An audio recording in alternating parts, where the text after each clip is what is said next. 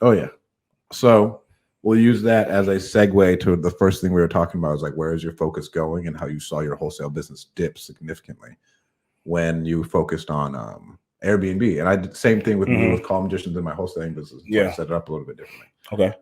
So what is your best advice for people who are getting going? To me, I tell people, don't even start 2 fucking businesses. Just focus on one. Right? You say delegate it. I used to say delegate it, but now like you start to see the mind space that each opportunity takes up in your head. And then so you're trying to solve 3 different problems at once if you would have focused all of that power, just like the marketing thing, right? Like focus is everything. I said it before, and it's kind of what I've realized is that you almost you want to be great or good at one thing until you have a money problem. Yeah. And so I think that makes more sense, because when you have a money problem, now you got to look at other ways of investing money.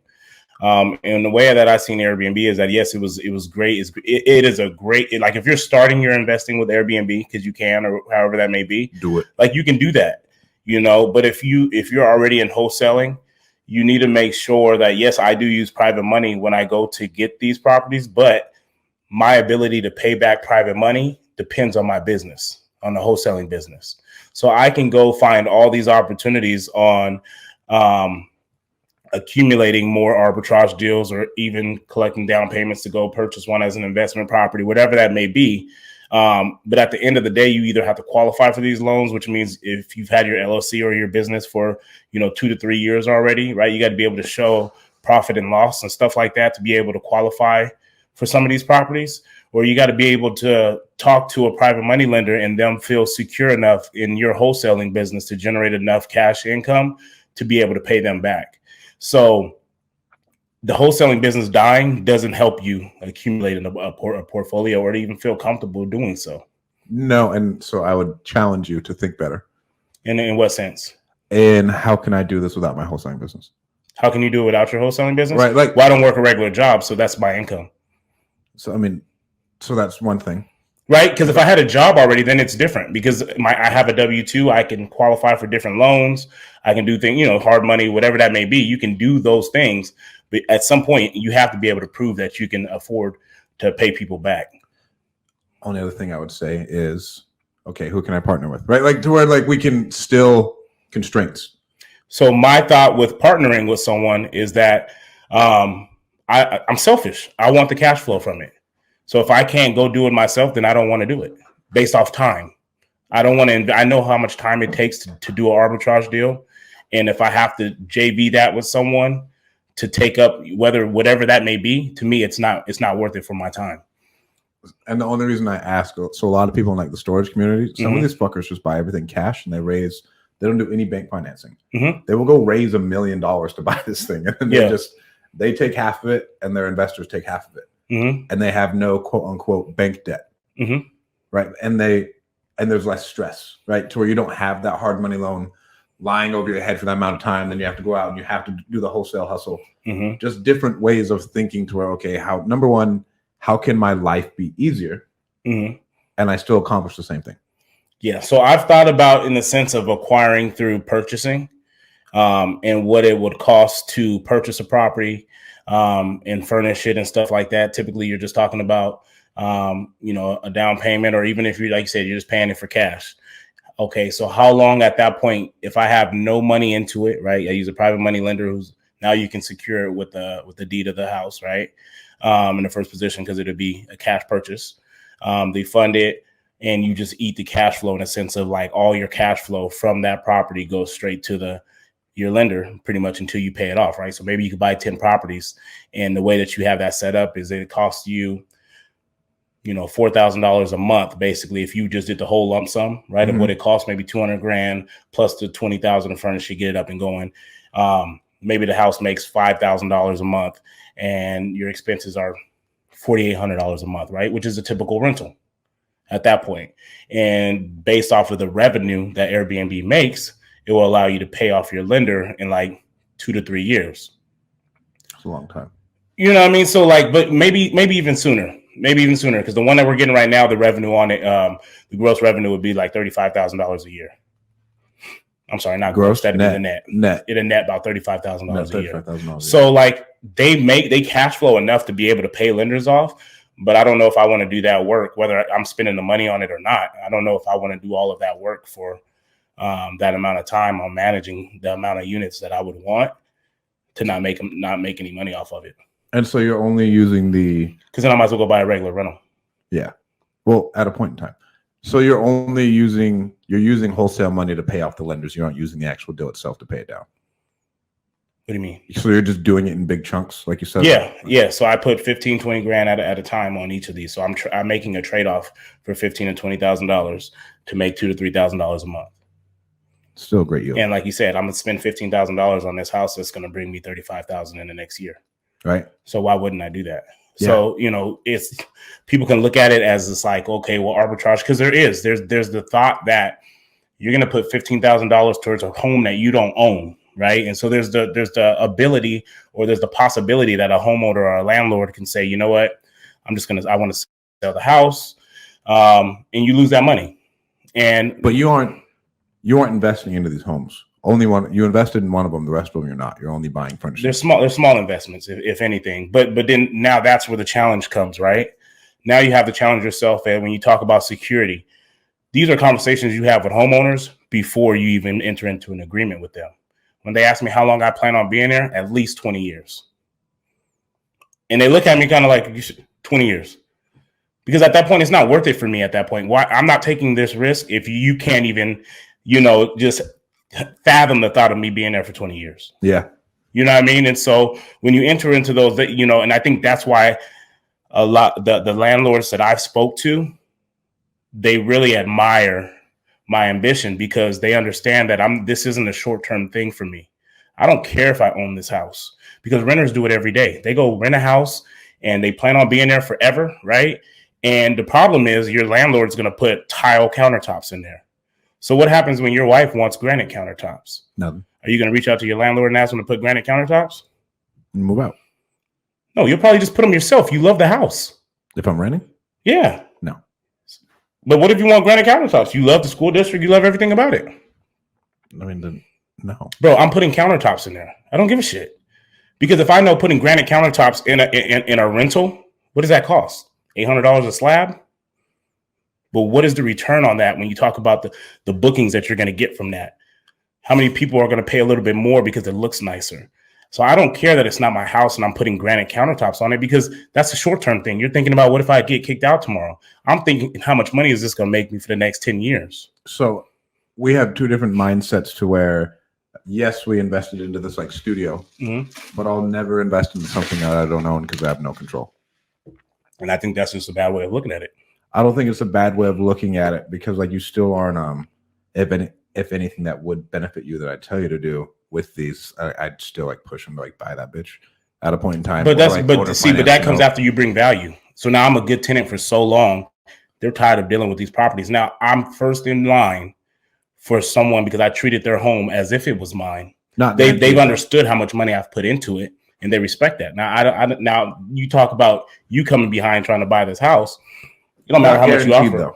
It's not guaranteed, but not a lot in life is guaranteed. And I'm not going to bet my future on just trying to always get shit that's guaranteed. I'm gonna take a risk on myself.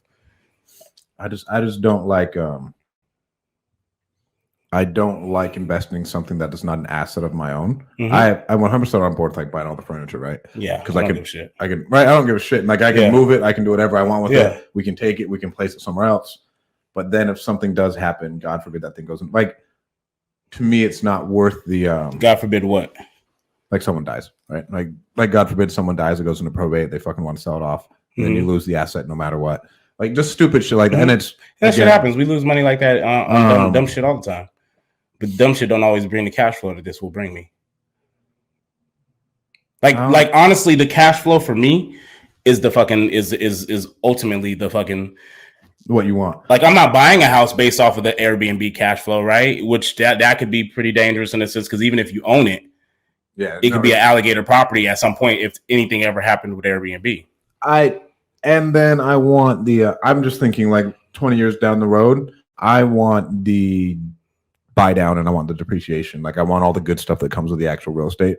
to where like I'm at the end of it, I'm sitting there holding a property free and clear. If I jump through a couple other hoops, and yes, I give up a little bit, right? To where you're talking like, oh well, I'm giving up this much right now. I bring in a partner, I still jump through the same amount of hoops, but then at the end of it, where 20 years, I put them on 15s, right? I put them on 15-year mortgages.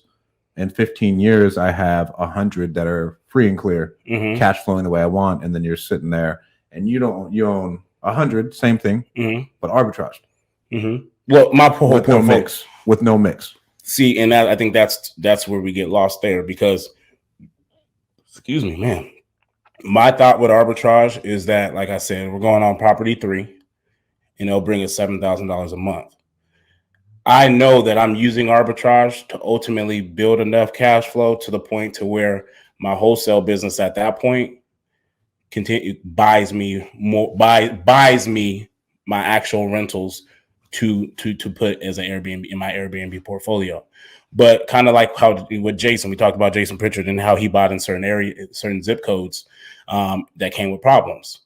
But it got him to where he needed to be in his investment business, where now he sold them off.